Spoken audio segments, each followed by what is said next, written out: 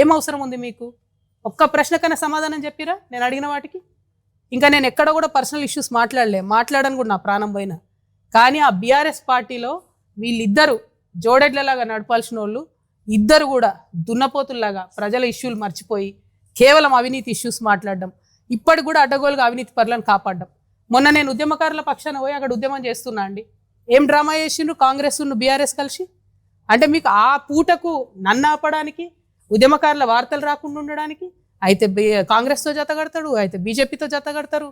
ఏముంటుంది నీతి నియతు న్యాయం ఏముండదా? ఒక పార్టీకి ఒక లైన్ ఉండదా? ఏంటది డైరెక్షన్లెస్గా పోయి అక్కడ డ్రామా. ఆయన గుంటనక్క కింద పడ్డాడట, ఈయన పోయి ఆయనను పరామర్శించిండట.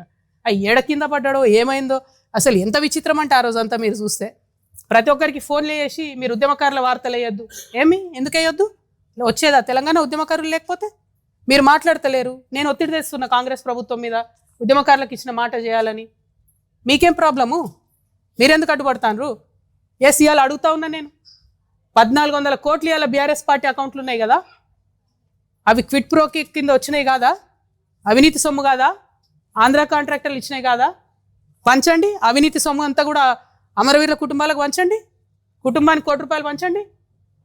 రండి, పంచిన తర్వాత అప్పుడు గ్రౌండ్లకు రండి, నాతో సమానంగా ప్రజల మధ్యలోకి వచ్చి నిలబడండి. ఇలా ఒంటరిగా నేను పోరాటం చేస్తుంటే మీరందరూ డబ్బులు పెట్టుకొని వచ్చినటువంటి అనేకమైనటువంటి అవినీతితో వచ్చినటువంటి అనేకమైన అంశాలను పెట్టుకొని నన్ను ఇబ్బంది పెడతారేంది? నిన్నగాక మొన్న కేటీఆర్ గారు ఒక పేపర్ కొన్నారు 128 కోట్లు, దాదాపుగా అంతే 188, 188 కోట్లతోని పయనీర్ అని ఇంగ్లీష్ పేపర్ కొన్నాడు ఆయన. అంటే ఇక తెలుగులో ఆడిన అబద్ధాలు జాడదు అన్నట్టు ఇప్పుడు ఇంగ్లీష్లో కూడా అబద్ధాలు ఆడతారు అన్నట్టు. I'm appealing to everybody, Pioneer paper is now been bought by BRS. So please don't trust that paper. Whatever comes in Pioneer is BRS's view. ఏంది ఇది? పత్రికలు కొంటాం, యూట్యూబ్ ఛానల్ కొంటాం. ప్రజాబలం ఉండాలి, గుండె ధైర్యం ఉండాలి, ధనబలం ఉంటే ప్రదర్శించుకోండి అవసరమైన కాడ. మొన్న ఈడికి వస్తే కూడా ఫ్లైట్లో వచ్చిపోయారేమో కదా, హెలికాప్టర్లలో వచ్చిపోండి. మేము సామాన్యులం, మేము కార్లలో పోతున్నాం. పాయింట్ అది కాదు. పాయింట్ ఏంటంటే ప్రజల మీద, ప్రజా సమస్యల మీద పోటీ పెట్టుకోండి మాతో. మా కాళ్ళల్లో కట్టెలు పెడితే ఏమొస్తుంది? వెనకంగా పోయి ఎప్పటికన్నా మాతోనే వచ్చి చేరుతుంది. చెప్తా ఉన్నా ఇవాళ నా కంఠంలో ప్రాణం ఉన్నంత వరకు, నా కంఠంలో ప్రాణం ఉన్నంత వరకు మళ్ళా బీఆర్ఎస్ పార్టీతో చేరేదే లేదు, జత కట్టేదే లేదు. ఎందుకు చెప్తున్నా అంటే బాధతో చెప్తున్నా. నేను మళ్ళీ చెప్తున్నా, పర్సనల్గా నేను ఎంత హ్యూమిలేషన్ గురైనా ఒక్క విషయం కూడా నేను బయట చెప్పను. రాజకీయంగా డెఫినెట్గా చెప్పిన, ఇంకా చాలా చెప్తా. ఇలా పొద్దున్నే ఫీనిక్స్ ట్వీట్ చేసిన నేను, 80,000 కోట్ల తెలంగాణ ప్రజల ఆస్తుంది. ఎవడబ్బా సొమ్ము ఇచ్చింది? ఎవరు? హరీష్ రావు గారు, కేటీఆర్ గారు కాదా ఫీనిక్స్ అనే సంస్థను పెంచి పోషించింది, కాపాడింది? ఎక్కడోడు వాడు? తెలంగాణోడా, ఆంధ్రోడా? ఎందుకని పంచిపెడతారు మీరు? ఇప్పుడు దాన్ని, అవినీతిని ఇప్పుడున్న గవర్నమెంట్ కంటిన్యూ చేస్తుంది కదా. మీరు తెరిస్తే కిటికీలు. జాతీయ పార్టీలకు ఏముంటుంది తెలంగాణ ఆంధ్ర ఫీలింగు? తెలంగాణ భూములు కాపాడుకోవాలని వాళ్ళకి ఎందుకు ఉంటుంది? వాళ్ళు వచ్చి డోర్లు తెరిచిరు ఇవాళ అవినీతికి. 33 లక్షల టన్నుల కలప అండి కొడతాడు వాడు, ఫీనిక్స్ కంపెనీ వాడు. 10 కేసులు పెట్టింది ఫారెస్ట్ డిపార్ట్మెంట్. సింపుల్గా ఫైన్ కట్టి పక్కకి వెళ్ళిపోయాడు. కొట్టచ్చా? 33 లక్షల కలప హైదరాబాద్ నగరం నడిబొడ్డున ఎడ దొరుకుతుంది అంత గ్రీనరీ? ఇవ్వడానికి వీళ్ళకి లేదు. కేసు పెట్టిన ఫారెస్ట్ డిపార్ట్మెంట్ కూడా ఇంతవరకు కుయ్యి అంటలేదు, కై అంటలేదు. మేము వదిలిపెట్టాం. నేను చెప్తున్నా, భూ పోరాటం, భూదందా, భూ కబ్జా నేను ముందే చెప్పిన. 2014 నుంచి తెలంగాణ వచ్చినప్పటి నుంచి నేను అధికారంలోకి వచ్చేదాకా అన్ని రివ్యూ చేస్తాం. కేసీఆర్ గారు గవర్నమెంట్ ఇచ్చింది రివ్యూ చేస్తాం, రేవంత్ రెడ్డి గారు గవర్నమెంట్ ఇచ్చిన భూములు కూడా రివ్యూ చేస్తాం. తెలంగాణ ప్రభుత్వ భూములు, తెలంగాణ ప్రజల భూములు, ధార్మిక సంస్థలకు సంబంధించిన భూములు, అప్పనంగా తింటున్నటువంటి భూములు అన్నీ కూడా కక్కిస్తాం చెప్తాను. ఒక్కరి కూడా వదిలిపెట్టాం. మీ ఫ్రెండ్స్ కావచ్చు, మీకు ఎవరన్నా కావచ్చు, మీ బిజినెస్ పార్ట్నర్లు కావచ్చు. ఒక ప్రజల ఎజెండా లేదు, పని చేసుకునేటోళ్ళను అడ్డం పడాలా. ప్రజాస్వామ్యయుతంగా చేసుకుంటున్నా కదా నా పని నేను. ఏంటి ప్రాబ్లం మీకు? దమ్ముంటే డైరెక్ట్గా కొట్లాడండి, రోడ్డు మీదకి రండి, పంచిపెట్టండి 1400 కోట్లు. రండి రోడ్డు మీదకి నాతో పాటు నిలుసుందాం, సమానంగా పోదాం. ఇవాళ ఒకటే రిక్వెస్ట్ చేస్తున్న ప్రజలకు, నేను ఆవేశంలో కోపంలో చెప్తలేను. నేను ఆవేదనతో చెప్తా ఉన్నా.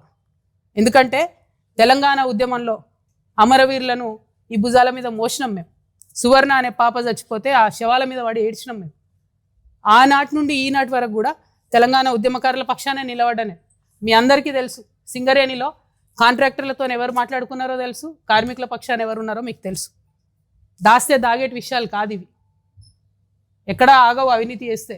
ఇవాళ రేపు ఉన్న సమాజంలో బోల్డన్ ఉంటాయి, ఒక్క నిమిషంలో బయటపడుతుంది. నాకు ఇంత గుండె ధైర్యం ఎందుకుంది, నిక్కచ్చిగా ఎందుకు మాట్లాడుతున్నా? నేను ఆ పార్టీలో ఉన్నప్పుడు కూడా నేను ఫైట్ చేసిన ఉద్యమకారుల కోసం. ఆ పార్టీలో ఉన్నప్పుడు కూడా తెలంగాణ వనరులు కాపాడడం కోసం ఫైట్ చేసిన. తెలంగాణ కాంట్రాక్టర్లకు ఇవ్వాలి, ఆంధ్ర కాంట్రాక్టర్లకు ఎందుకని ఫైట్ చేసిన? ఎందుకంటే తెలంగాణలో ఉన్న చిన్న చిన్న కాంట్రాక్టర్లు ఉద్యమాలు చేసే సందర్భంలో చాలా సంఘాలకు డబ్బులు ఇచ్చి తోలేదు వాళ్ళను. తెలంగాణలో ఉన్న చిన్న చిన్న బడ్జెట్ స్కూల్స్ బస్సులు ఇచ్చి తోలేదు వాళ్ళను ఉద్యమాలకు. నా నిజామాబాద్ జిల్లాలో నేను ఎంపీగా ఉన్న 10 ఏళ్లలో నారాయణను చైతన్యను అడుగుపెట్టనియలే నిజామాబాద్ జిల్లాలో. నేను అంత కట్టరుగున్నా. నేను ఇలా అదే నారాయణకు చైతన్యకు పాలు అమ్ముకుంటాడు హరీష్ రావు. మళ్ళీ డిమాండ్ చేస్తున్న ముఖ్యమంత్రి గారు, నేను పెద్ద పెద్ద స్కూల్స్ 500 జనాభా దాటితే విజయ డైరీ పాలే కొనాలా. 100% తెలంగాణ రైతులకు లాభం జరగాలి, పాడి రైతులకు. ప్రైవేట్ వాడికి లాభం జరిగేది ఏంది? ఫీజులు తగ్గిస్తున్నాడా? ఫీజుల నియంత్రణల కోసం చట్టాలు తేవాలంటే వీరు చేసిండ్రా? రిక్వెస్ట్ ఒకటే నేను ప్రజలందరితో కూడా, దయచేసి అల్టిమేట్గా రాజకీయంగా ఎవరి అంశాలు వాళ్ళు, ఎవరి ఎజెండా వాళ్ళు చెప్పుకుంటాం, ప్రజల దగ్గరకు వస్తాం. ప్రజలు నచ్చితే అధికారంలో ఉంటాం, ప్రతిపక్షంలో ఉంటే పదవులు ఇవ్వకపోతే ఇంట్లో వండం. తెలంగాణ రక్షణ సేన అది కాదు. అధికారంలో ఉన్నా లేకున్నా నేను బలంగా ప్రజాస్వామ్యం నమ్ముతా. పార్టీ ఉండడమే పవర్. పార్టీ అనేది పవర్లో ఉంటే అదనం పవర్. కానీ ఒక పొలిటికల్ పార్టీ అంటేనే పవర్, ఒక రాజకీయ పార్టీ అంటేనే పవర్. ఆ పవర్ చూపిస్తున్నాం ఇవాళ మేము. ఇవాళకి 73వ రోజు మా పార్టీ పెట్టి ప్రధాన ప్రతిపక్షంగా ఎన్ని ఉద్యమాలు చేసినారో చేసినామో మీరందరూ చూస్తున్నారు. పోయిన 20వ తారీఖు మేము బాయిబాటకు అక్కడ పోతే ఇవాళ కంపల్షన్కి వచ్చింది కదా ప్రభుత్వం. కేంద్ర ప్రభుత్వం దిగొచ్చి గనులు ఇస్తుంది, రాష్ట్ర ప్రభుత్వం దిగొచ్చి మెడికల్ బోర్డు పెడతామంటుంది, అలియాస్ నేమ్స్లకి కమిటీ వేస్తామంటుంది. పోరాటం అంటే ఇట్లా ఉంటుందా? లేకపోతే నాకు పదవి ఇచ్చినప్పుడే వస్తా? ఇంకా ఈ అందానికంటే హరీష్ రావుకు 3 నెలలు మినిస్ట్రీ ఇవ్వాలంట, మళ్ళా ఇరిగేషన్ మంత్రి. తిన్నది సరిపోతలేదా బాబు? సరిపోవట్లేదా? ఇంకా కూడా చేసిన అవినీతి సరిపోవట్లేదా? పెద్ద మనిషికి అంటించిన అవినీతి మరకలు సరిపోతలేదా?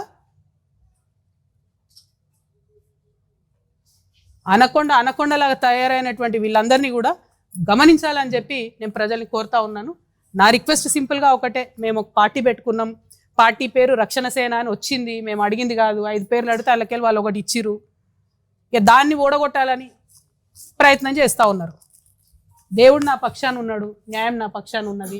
అల్టిమేట్గా విజయం నాదవుతుందని నేను అనుకుంటున్నా. ఏ పేరు వచ్చినా సరే ఆశీర్వాదం ప్రజలది ఉండాలి. ప్రజల పక్షాన్ని నిలబడి కొట్లాడాలి. Every single day, every issue నేను ప్రజల నుండి ఫైట్ చేస్తా. నేను మళ్ళీ ఛాలెంజ్ చేస్తున్నా బీఆర్ఎస్ పార్టీ వాళ్ళను, ఎస్పెషలీ సోషల్ మీడియాలో ఉండి సొల్లు మాటలు మాట్లాడేటోళ్ళను.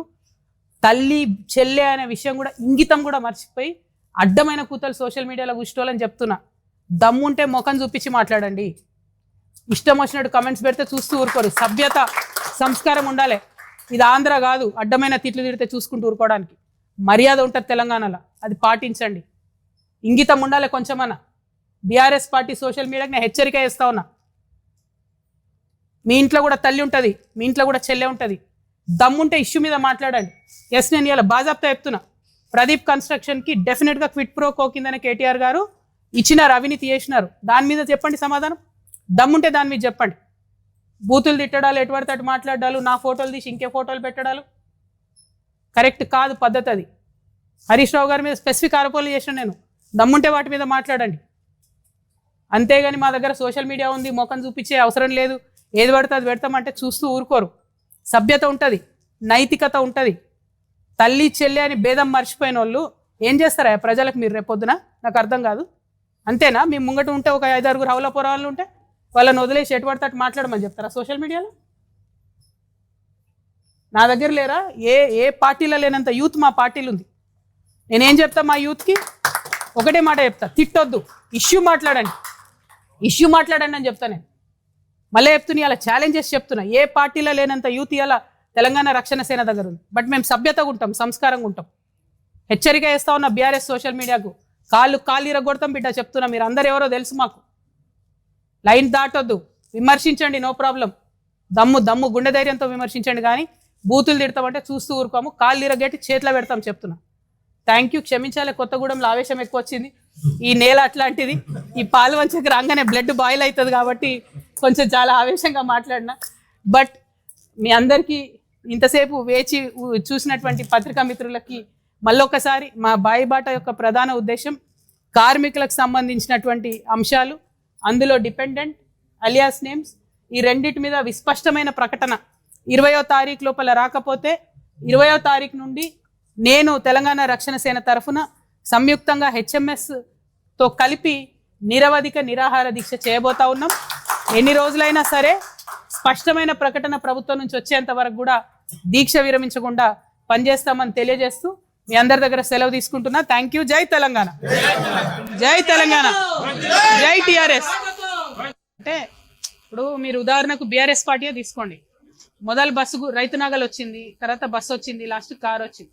ఏ పార్టీకైనా ఉత్తర ప్రత్యుత్తరాలు జరుగుతూనే ఉంటాయి. అట్లా మా పార్టీతో కూడా జరుపుతా ఉన్నాం. సో మేము దాన్ని లీగల్గా ఇస్తా ఉన్నాం, అది వేరు. కానీ కక్ష పెట్టుకొని ఒక 1000 మందితో అప్లికేషన్లు ఇప్పించి, ఒక 2 ఎంపీలను పంపించి వాళ్ళతో బెదిరింపజేసేటటువంటి ప్రయత్నాలు ఇవన్నీ చేసినారని మాకు తెలిసింది. మేము అడిగేది ఏంటంటే, అసలు మాతోని సంబంధమే లేదు, మేమంటే భయమే లేదు, మీరు అడిగే ప్రశ్నలకు సమాధానం చెప్పే అవసరం లేదు అన్నోళ్ళు ఎందుకు 1000 మందితో కంప్లైంట్ ఇప్పించాలి? ఆ భయం ఎందుకు? అదొకటే అడుగుతా ఉన్నాను. ఆ వెన్నుపోటు రాజకీయాలు ఎందుకు? స్ట్రేట్ ఫార్వర్డ్ చేయొచ్చు కదా ఏదున్నా కూడా. That is all we're saying. But with election commission our legal team is speaking, paper work is there, ఉత్తర ప్రత్యుత్తరాలు జరుగుతున్నాయి, అది కంటిన్యూ చేస్తాం.